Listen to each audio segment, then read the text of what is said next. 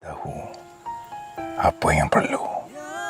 Allah, ampuni dosanya dan kasihani dirinya.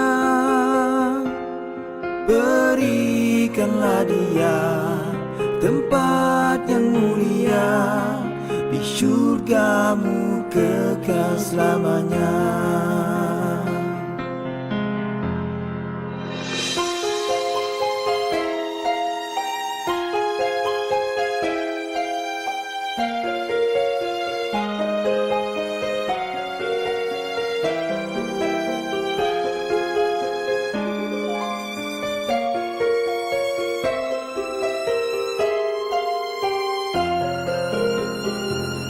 Oh ya Allah, ampuni dosanya dan kasihani dirinya.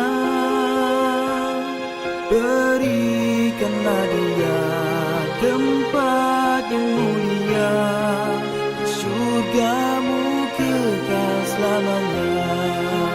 Oh ya Allah, ampuni dosanya dan kasihani